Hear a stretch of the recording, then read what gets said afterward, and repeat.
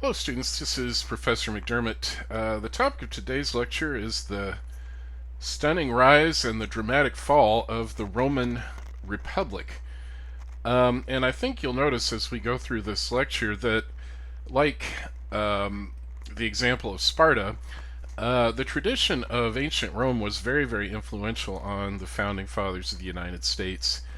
And I think you'll also notice that some of the problems that cropped up late in the Republican period in Rome um, were similar to problems that we are facing in our country today, and that should give us food for thought as citizens as we try to think of the best way to preserve our own republic and keep it from falling. All right. Well, I've spoken before about how we can learn a lot about a culture from the creation stories that it tells, how the world was created. I think you can also learn a lot from the stories of how that culture or that civilization was created. And in this case, the legendary founders of Rome were a pair of twins whose names were Romulus and Remus. Now, when they were born, their grandfather, their evil grandfather, put them out, exposed them in the wilderness, and left them to die. This was sometimes done in the ancient world, unfortunately, especially if a baby had a birth defect or was not expected to live or contribute to society. They would be quote unquote exposed, and that's what Romulus and Remus's grandfather did to them. But according to the story, a friendly female wolf, as you can see from the sculpture there on the right, allowed Romulus and Remus to nurse at her breasts so that they survived. And then they were adopted by a shepherd and grew up to found the city of Rome. Although, shortly after the founding of Rome, according to the legend, Romulus and Remus had a falling out, and Romulus wound up killing Remus and establishing himself as the first king of Rome. Well, I think just that little story tells us something about how the Romans saw themselves. They were survivors, they were tough, they were determined to endure and to get what they wanted. They could be very ruthless in pursuing their goals. They could also be very, very smart. And so, in a way, Romulus and Remus kind of encapsulate the whole history of the Roman Republic, as I think we'll see. But the first historical knowledge we have about ancient Rome comes from the period when Rome was ruled by kings from a neighboring culture, the Etruscans, who had taken over that city. The last Etruscan king to rule over the city of Rome was a man named Tarquin the Arrogant. And he really made himself unpopular in ancient Rome after he raped a very respectable Roman lady whose name was Lucretia. This was around 510 BC. And according to the code of honor of the ancient Romans, their customs, which we'll talk about in just a minute, Lucretia did what any noble Roman woman would have done in those circumstances. She felt that she had been stained or tainted by this act, and so she killed herself. Nowadays, we would call that blaming the victim, of course, but in that time and in that place, that was what you were supposed to do if you were quote unquote defiled.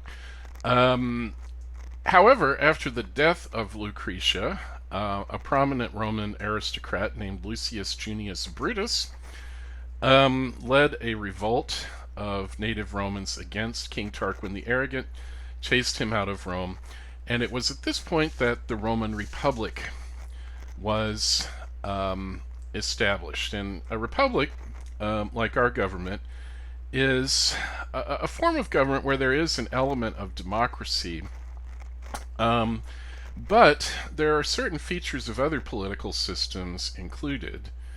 like monarchy and aristocracy, to try to provide stability. A republic is a very complex form of government. The document you're going to read by Polybius will bring out how this very complicated system of government helped to create both energy and stability in Rome. The official name of the Roman Republic was Senatus Populusque Romanorum in their language, Latin. That means the Senate and people of Rome. The Senate and people of Rome. The Senate being a very important part of the Roman Republican system.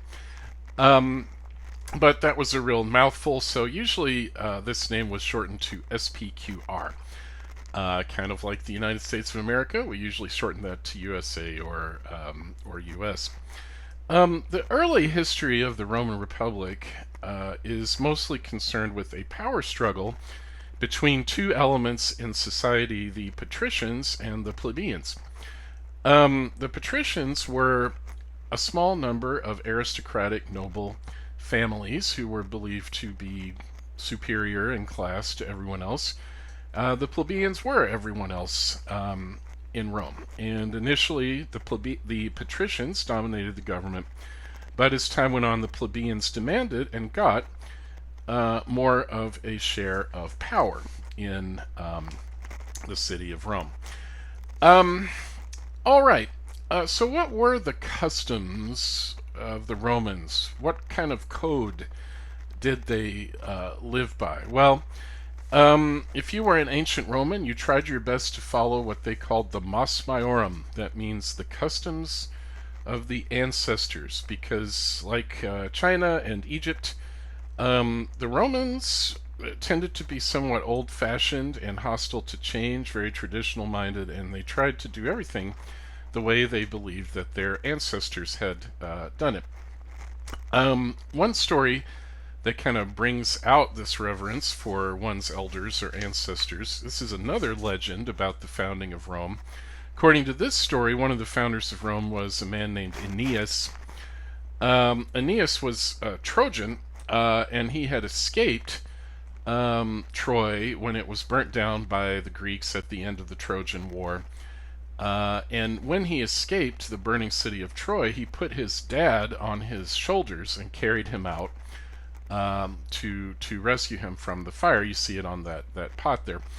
And so then they came to Rome together. And so for the Romans, this story would have been a great example of what they called filial piety. Okay, in other words, this was how a son was supposed to behave to his father. This was the kind of reverence that every Roman was supposed to show to their ancestors.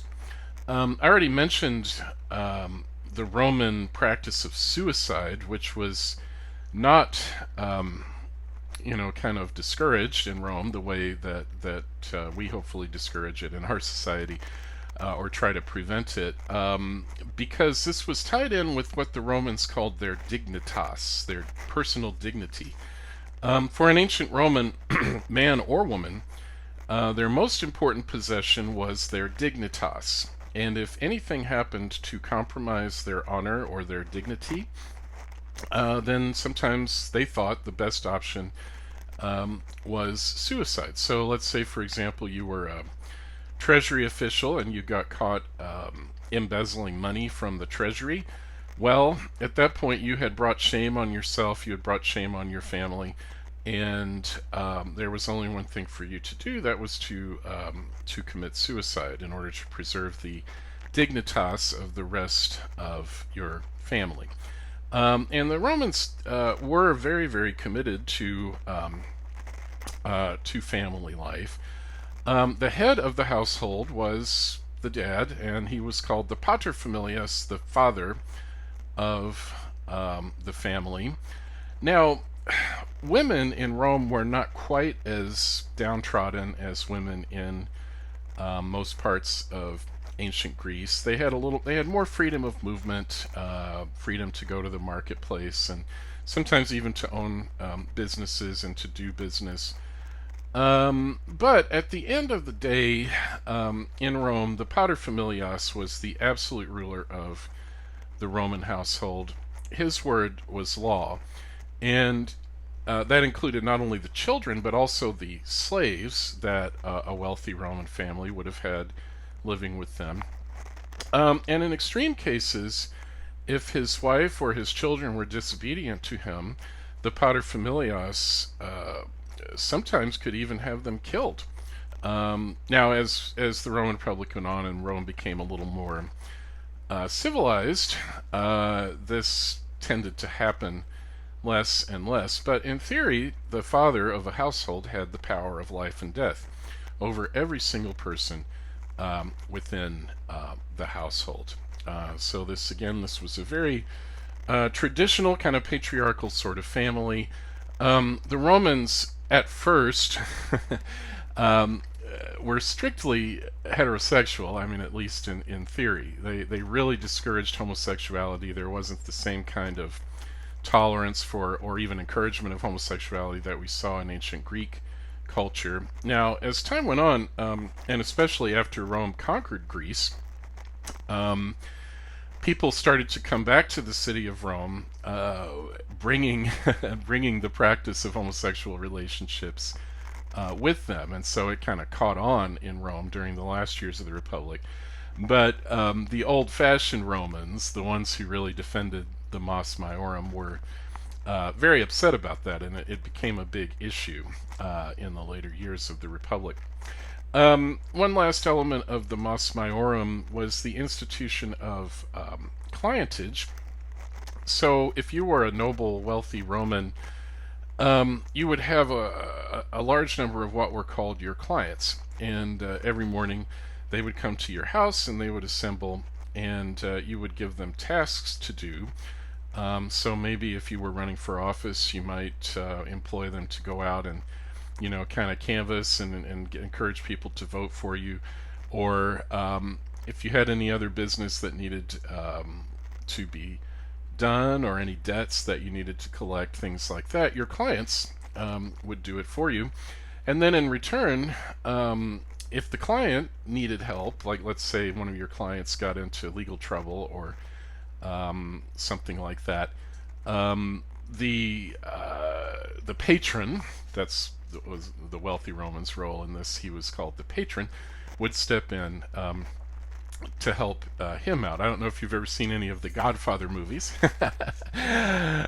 from the 70s, but in a way you could say that this ancient Roman institution of clientage has kind of continued in mafia circles, at least as it's portrayed in those films, with the mafia dons taking care of their clients. I think that traces right back to this ancient Roman institution of clientage.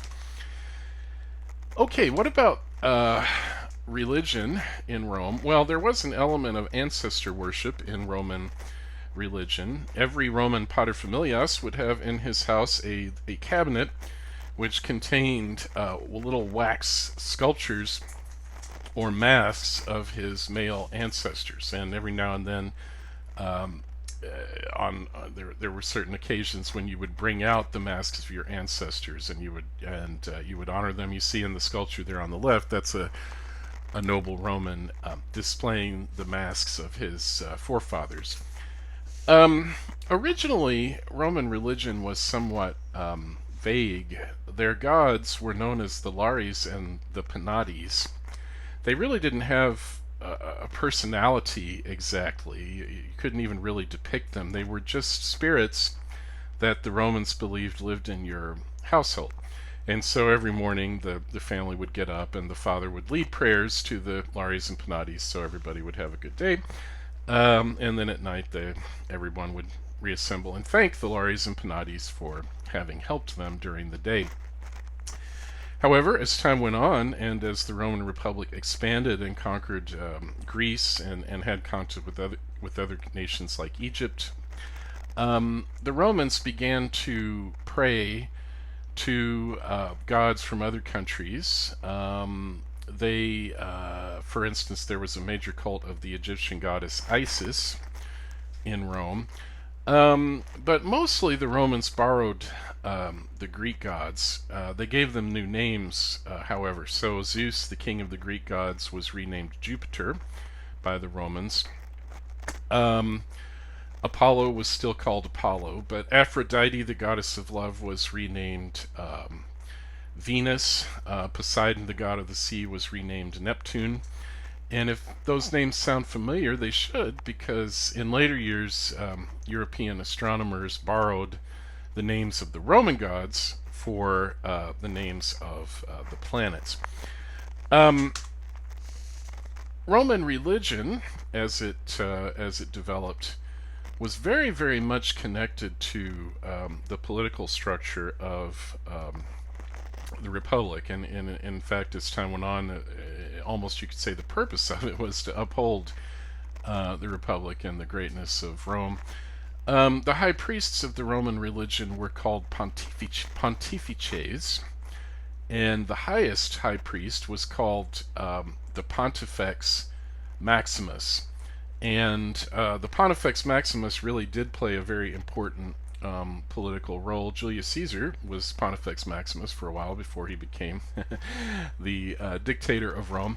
Um, there is actually still an individual in the world today who uses this title of Pontifex Maximus, namely the Pope, the leader of the Catholic Church in Rome.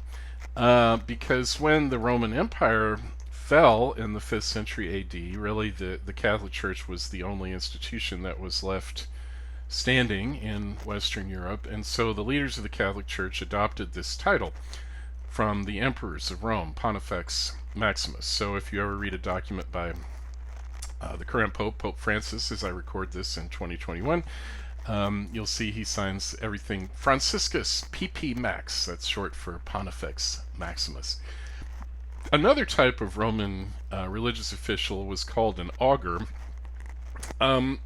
The augur's job was to foretell the future, and the augurs played an especially important role at political meetings, because so like all the voters would be assembled out in the forum to vote for some law or to vote for a public office, but before they could do anything, the augur would have to come out and read the omens or the signs to determine if that was a good day to do business. So sometimes the augur would look up in the sky, look for flocks of birds, and he was supposed to be able to interpret the shape of the flocks to tell whether that was a good or bad day to do political business. And God forbid if the augur should see a mouse running through the forum, he would bury his face in his toga, and he would order everyone to go home, because mice were considered to be very unlucky creatures in ancient Rome.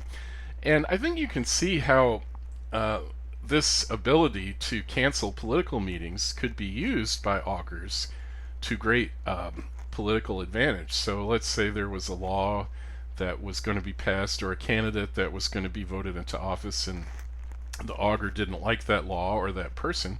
Well, the augur could just keep on seeing bad omens day after day. So the augurs had quite a bit of power in the Roman political system. All right, so just imagine you were a prominent young man from an important Roman family, whether patrician or plebeian. How would you climb the ladder of success in ancient Rome? This was called the cursus honorum, the course of honor. These were the steps that you were supposed to go through as you worked your way up to the top of Roman political life. Well, the first job you would have normally was the job of quaestor. Okay, the quaestors worked in the treasury, so they would, handle the tax receipts and so forth, and the financial business of the republic. Then, if you did a good job as a quaestor, you might run for the office of aedile. And by the way, all of these offices, or most of the offices I'm going to talk about today, were elected by the people, the free citizens of Rome.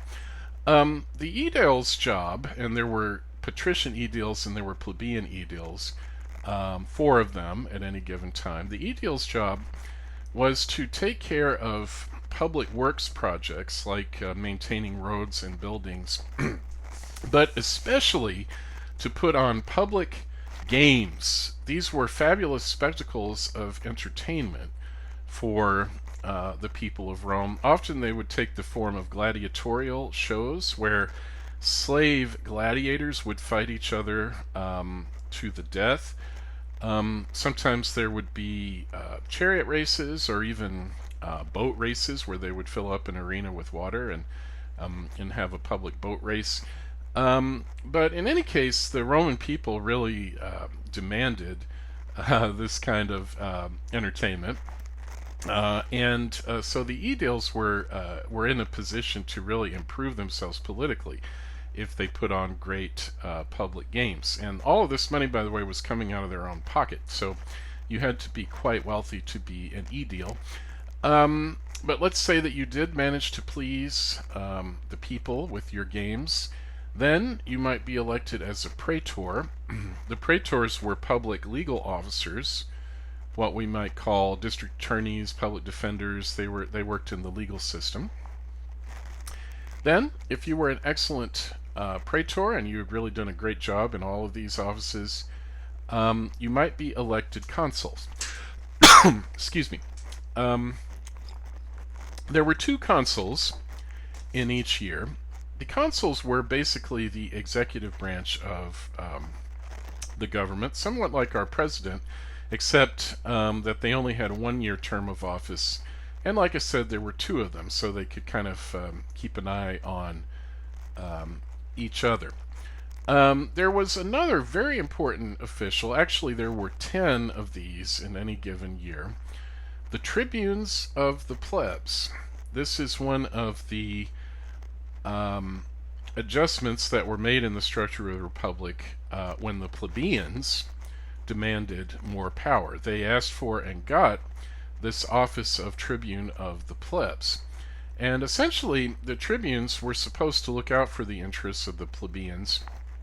And if anybody in the government tried to do anything that the tribunes did not like, a tribune could stand up and shout veto, which means I forbid it.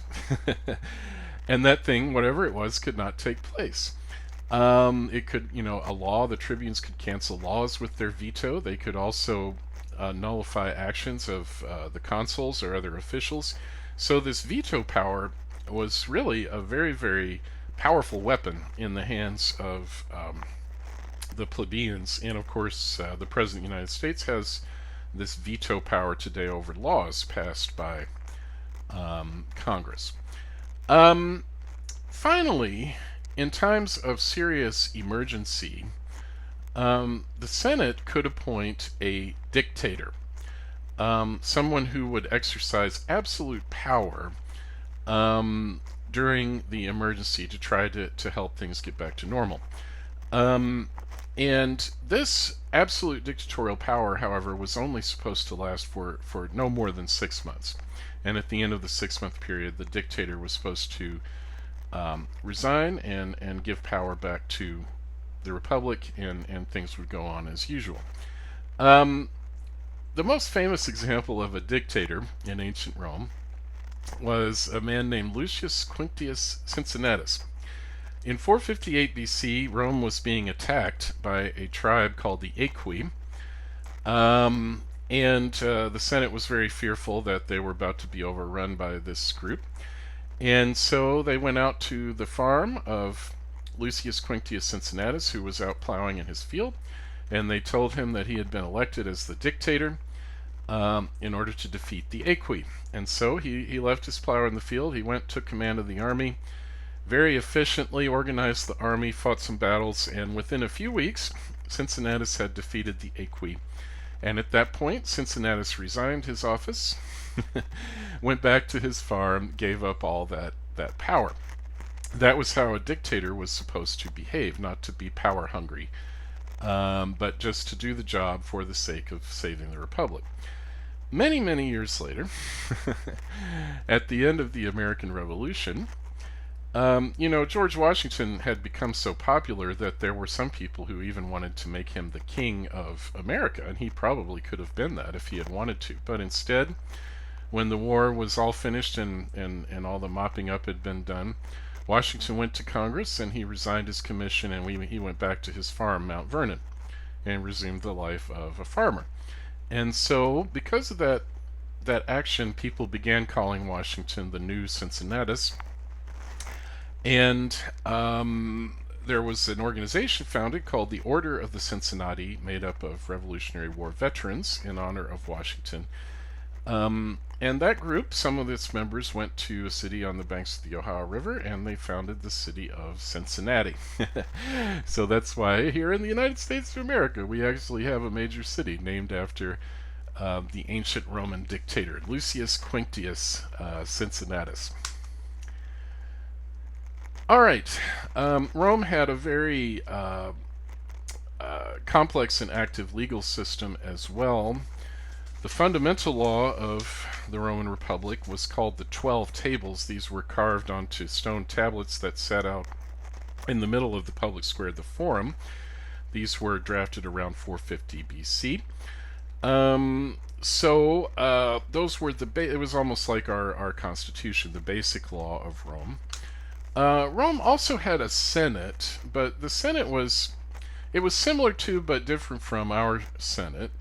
It was different in that it did not make laws like our Senate does, but it was similar in that it was supposed to bring an element of wisdom into the government. And so the Senate took charge of certain sensitive issues, such as foreign policy and dealings with foreign countries, diplomacy, and making war. Okay. But at the end of the day, the Senate was not a legislative body. It was essentially an advisory group. But in times of crisis, the Senate would sometimes step in to try to solve problems. So, for example, if there was someone in society who was causing a massive social problem, the Senate would sometimes issue what they called the extreme decree, which made that person an outlaw and made it legal for anyone to hunt that person down and put him to death. And as we'll see, this power was increasingly used towards the end of the Roman Republic. Laws, properly speaking, were made by the people. And yes, all of the free adult male citizens would be brought out into the Forum and had the privilege of voting. Not just for elected officials, but also for all the laws. Now, the Roman system of voting was very, very, very complicated. I don't really have time to explain it. In fact, they use different systems for different purposes. But one thing I do want to mention about it is that it was organized in such a way that the wealthier aristocratic people had more power. Their votes counted for more than the votes of the poorer, lower classes. However, it is true that anyone from any class, as long as they were a free Roman citizen, had the privilege of voting. And so in that way, people felt invested in the government. They felt like they had a stake in it, and so that made them more inclined to fight for it and to defend it when it was in trouble, at least for the first few centuries of the Republic. So how did Rome begin to expand? How did it become a superpower in the Mediterranean world? Well, early on, Rome came into conflict with other cities and peoples in Italy, and the Romans did usually win those battles against the other Italian cities. But the way that they handled their victories was very smart. Instead of asking these other cities to pay tribute to them in money, they asked instead that these other groups in Italy provide them with men, soldiers, to fight in their armies. By the way, the Roman army was organized in what were called legions. A legion was approximately 5,000 men, along with the support staff and the cooks and the stable boys and hangers-on. Um, the Roman legions became very feared and dreaded throughout the Mediterranean world as they build up their strength thanks to these soldiers from other parts of Italy who were required to serve. Um, when Rome really emerged onto the world stage, this had to do with their long-standing conflict with the city of Carthage. I'll come back to this slide, but if you see there on the map, you see where Rome is in Italy. Over time, Rome was able to achieve dominance throughout Italy. And then, as time went on, they came into conflict with the North African city of Carthage. You see it there close to the island of Sicily there in northern Africa, just above where it says Numidia. Carthage was a very powerful trading city that had established colonies in various parts of the Mediterranean world. And they even gained control of Spain, Hispania as it's called there on the map, and part of the Balkans region. So the Carthaginians had the empire that's in green there. But Rome fought a series of 3 wars against the Carthaginians in the 3rd and 2nd centuries BC that were known as the Punic Wars. And at the end of the 3rd Punic War in 146 BC, Rome completely destroyed the power of Carthage, just dismantled and demolished the entire city and wiped it off the face of the earth. And so at that point you could say that the Romans had really arrived. They were on their way to becoming masters of the Mediterranean world. But in a way, it's very interesting. The Romans really did not intend to build up a huge empire. It happened, you could say, almost by accident. So when they defeated Carthage, of course, they inherited all the lands that Carthage had taken over. And then, in turn, that required them to take over other lands. So if you look at the map here, if you look at Hispania, which was now part of Rome, well, the Romans needed a land route to get to Hispania, and so that was the reason why they conquered southern Gaul, what we today call France. So once the ball got rolling, in a sense, the Romans had no choice but to make their empire bigger and bigger to try to protect the territories that they already had. And also, when you're a great superpower, a great military power, other countries are always trying to get you to get involved in their business. They'll ask you for help when they need help.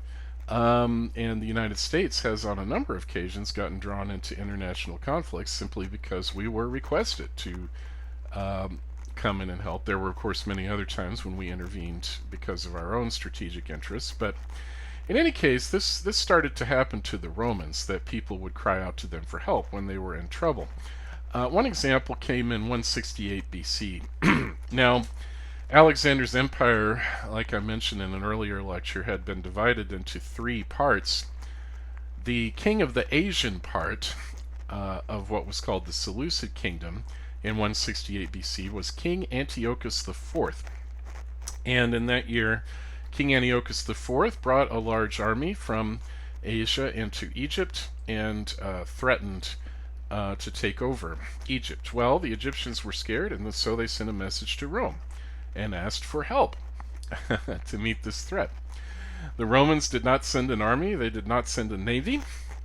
Instead, they sent that old man that you see in the picture there, former consul named Gaius Popilius Laenas, along with just a few, servants and attendants. And so Gaius Popilius Laenas had a conference with King Antiochus IV out there in the desert sand, and without any weapons, without even any armor, just wearing his toga, very calmly, Gaius Popilius Laenas took a stick and he traced a line in the sand, a circle all the way around King Antiochus IV, and he said, "King, when you step out of this circle, You and your whole army had better be headed back east, all the way to Asia. And if you're not, you will be at war with the Senate and people of Rome. And do you know that King Antiochus IV calmly stepped out of the circle, facing east, took his whole army back to Asia because he did not want to fight the Roman Republic. That's how feared the Roman legions had become in the ancient world. But great story about Roman power, but it tells us also now the Romans, after this incident, were involved in Egypt. They had a role to play in Egypt and eventually would take over Egypt. So, for various reasons, the Romans continued to build up their empire throughout the Mediterranean world, and that would bring problems back to the city of Rome. In a way, you could say the Romans were almost victims of their own success. Because as they conquered more and more territory in the ancient world, well, of course, they acquired a lot of treasures and wealth, and that can cause problems. As the Romans became more and more wealthy, you could say that in a way that they lost their edge. They lost some of their toughness. They developed some bad habits. Furthermore, in defeating so many foreign armies, the Romans picked up many captives and prisoners of war. And in those days, if you were a prisoner of war or a war captive, essentially you became a slave in most cases. And so now there were large numbers of slaves who were imported back to Rome and back to Italy. There were also, and that too would cause problems, as we'll see in just a minute, also foreign customs that became very controversial. I mentioned the people bringing in the Greek practice of having gay relationships, also worshiping other gods from other places. Sometimes more traditional Romans would frown on that. But the major problem really had to do with the population of Italy. Now remember that most of the soldiers in the Roman legions actually came from other parts of Italy. And in order to fight in a Roman legion, you had to be wealthy enough to buy your own armor and your own weapons. So you usually would have to be a land-owning farmer, what we might call a free peasant, all right? But as time went on, many of those Italian men were killed in the Roman wars. Also, they were away from home for years at a time, sometimes, fighting. And that meant, of course, that their families were not growing, their wives were not getting pregnant, not having babies. And so the population of Italy began to drop. And many of these free Italian peasant farmers lost their land, and their farms were purchased by wealthy Romans, getting rich off the treasure that was coming into the Roman treasury. And these wealthy Romans would buy up lands in Italy, and they would work them with slaves, the slaves that were coming in, thanks to the Roman conquest. So, whereas before you had a large population of free Italian farmers who could provide troops for the army, now you had a whole bunch of plantations operated by slaves. But of course, they were not going to give slaves weapons and recruit them into the army. That would have been very, very dangerous, and you would have had many slave revolts. There were some slave revolts in Roman history, like the famous Spartacus revolt.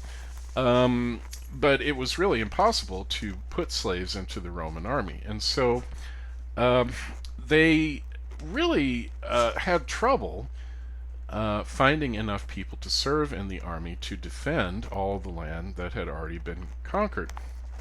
And the few free people that were left from Italy, having been driven off their land, a lot of them wound up in the city of Rome.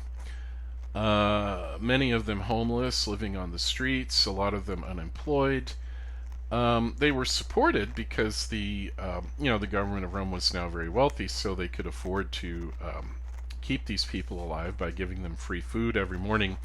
You could go and get free grain from the granary, and you could stay alive that way. But these people didn't have jobs. They really didn't have a lot to do, and that can be a very dangerous situation politically, because what it means is you've got large numbers of people who can be bribed, who can be paid to, become a political mob, to do political violence against your political enemies and so forth. And so really here we see that it was as a result of the great success of the Roman legions in conquering so much territory that the Roman Republic began to become less stable. Now, there were some political leaders who saw what was happening and who tried to take steps to improve the situation. One of them was a man named Tiberius Sempronius Gracchus, who was elected as a tribune of the plebs in the year 133 BC. And you'll read about Gracchus's famous land reform proposal in the piece you're going to read by Appian, the Roman historian Appian. Basically, Gracchus understood that it was necessary to bring back the Italian farming class if there were going to be any recruits for the military. And so he proposed a law to the people which would set an upper limit on the amount of land any one individual could hold. So this would prevent wealthy Romans from buying up all the land in Italy and farming the land with slaves.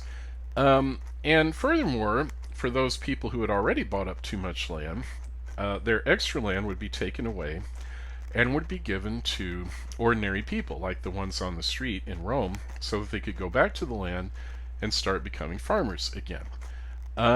It was a very sensible proposal. The people liked it. They actually passed it into law. But you can imagine that the wealthy Romans in the Senate really thought that Gracchus was a very dangerous kind of rabble-rouser, and they wanted to get rid of him. And Gracchus kind of overstepped and really went too far, because at the end of his term, his one-year term in 133 BC, he announced he was going to seek a second term as tribune, and that was something that was just never done. And so when the news of this got to the Senate, all the senators picked up their chairs, which were pretty sturdy. They were made of gold and ivory.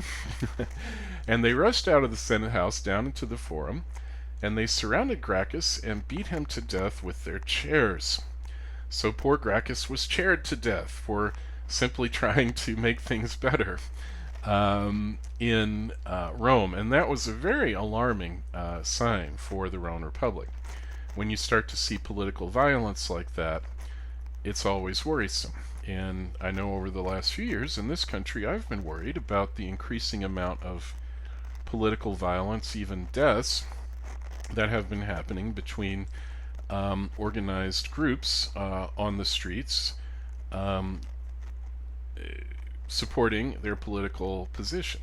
And I just mentioned that because I think you may see some parallels here to the situation at the end of the Roman Republic. Another man who tried to address the problem, especially the problem of military recruitment, was Gaius Marius. Now, Gaius Marius had the unique distinction of being the only man in Roman history ever elected consul 7 times. A whopping 7 times he served as consul. That's because he was such a great general. And when Rome was under attack or in trouble, the people would often turn to Gaius Marius to lead the government. Well, anyway, Marius sensibly pointed out that there were large numbers of homeless men who were unemployed in Rome who couldn't serve in the military because they couldn't afford to buy weapons and armor. And so he said, look, we have all this money in the treasury. Why don't we just buy the weapons and the armor for them, get them off the streets, and doing something productive to defend Rome. And furthermore, he said, once these people have finished their enlistment, let's give them some of the land that we have captured in different parts of the empire. And then they can have families, have children, and the children can grow up and serve in our legions. Well, that too seemed like a great idea. And Marius actually did put it into practice, but it had what historians call an unintended consequence. Um, Basically, after the time of Gaius Marius, the soldiers knew that they were very dependent upon their generals. It was the general who was recruiting them, giving them these gifts of land at the end of their time of service. And what started happening was that the soldiers began being more loyal to the generals than they were to Rome, and really fighting more for their generals and their generals' intentions than they were fighting to defend the city of Rome. And so, in a way, you could say that entire armies would become the clients of a particular general, and often would do whatever the general wanted. We see this especially with Julius Caesar, who was obviously a great general, whose troops absolutely loved him and would do anything for him, including overthrow the Republic. And so when you see military power, military leaders in a position to use the army to make themselves dictators, that too is a very alarming sign for any republican form of government.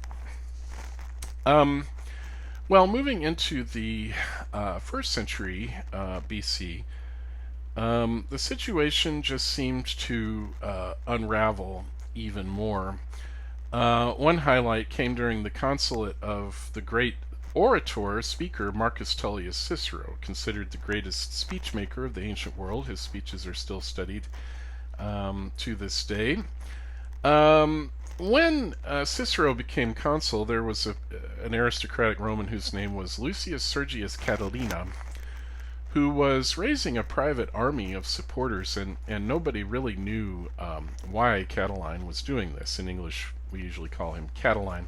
Nobody really knew why he was doing that, but he didn't seem to be up to any good. And so Cicero stood up in the Senate and gave a series of speeches against Catiline. In one of them, he uttered the famous words, O tempora, o mores, which in English means, oh, the times, oh, the morals. Because, in other words, everything seemed to be going to hell in a handbasket. Everything was getting worse, and whatever anybody tried to do to help just seemed to make things worse. Well, as it turned out, Catiline was captured and he was executed after the Senate passed the extreme decree against him.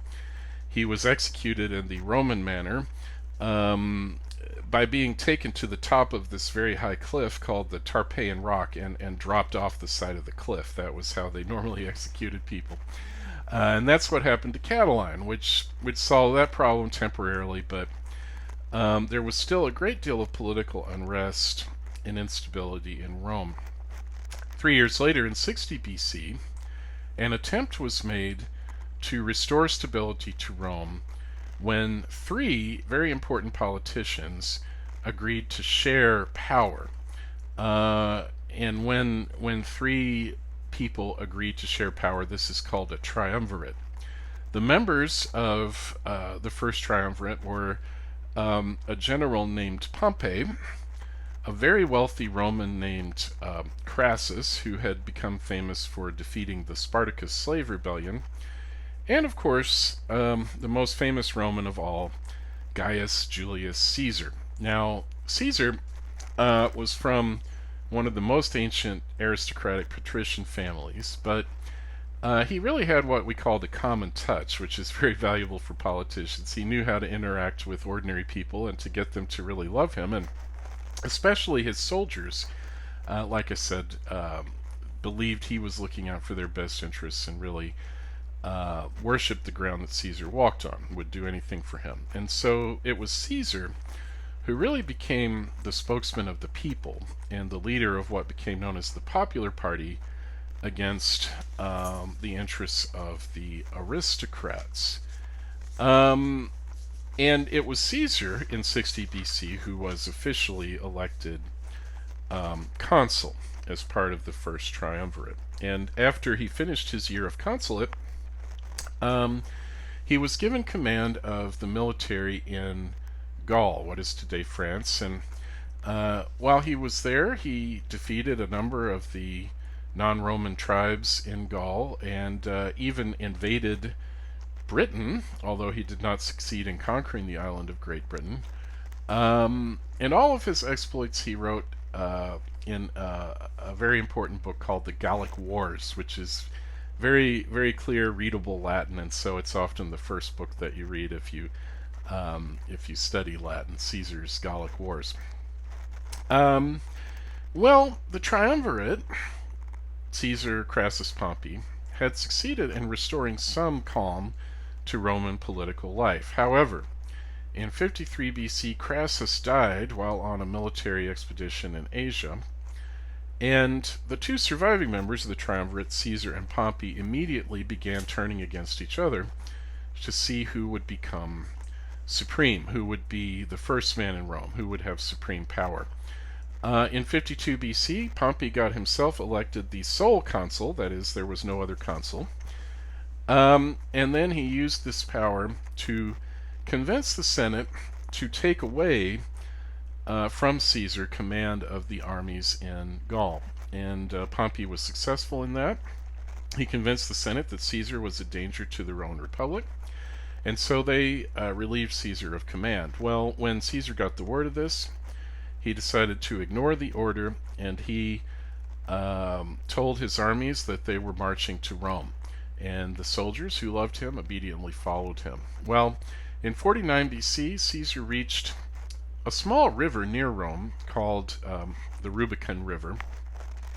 There was the law that any general could not lead an army any closer to Rome than the Rubicon River.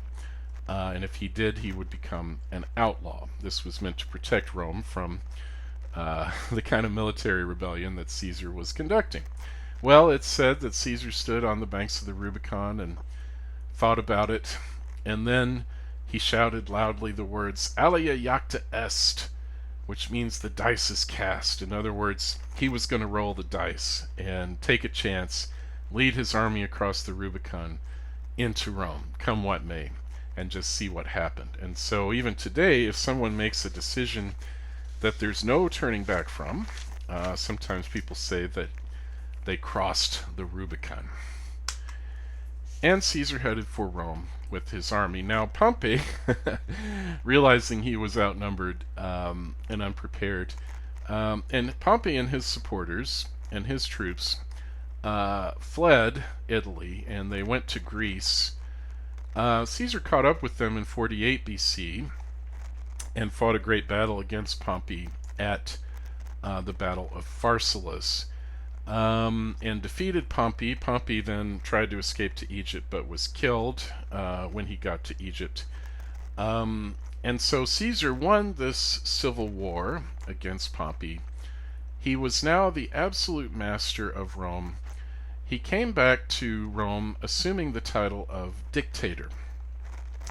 And you might expect that Caesar would use this power as dictator to eliminate all of his political enemies, to have them executed. But instead, very cleverly, he decided to do the exact opposite.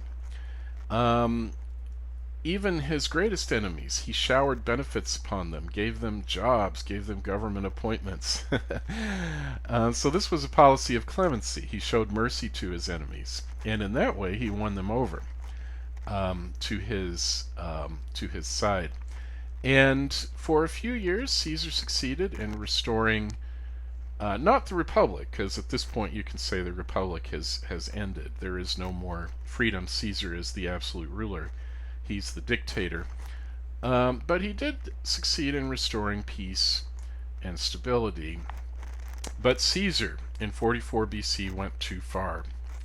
He got the people to declare him not only dictator, but dictator for life. In other words, Caesar had essentially become a king. And since the Romans had got rid of their Etruscan kings, they hated the whole idea of kingship, especially those proud aristocrats in the Senate.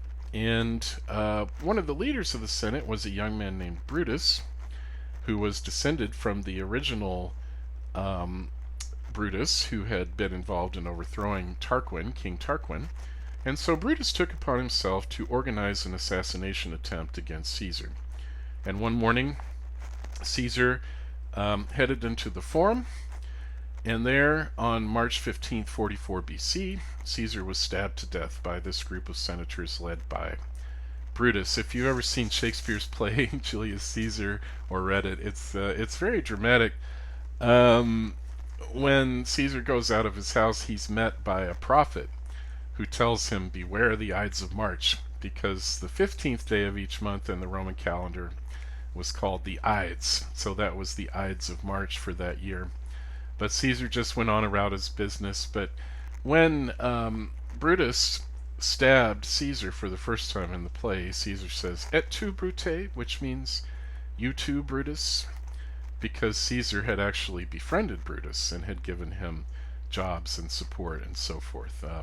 But Brutus had turned against him. So, in any case, that was the end of Julius Caesar, but it was not the end of the problems in Rome. It was not the salvation of the Republic.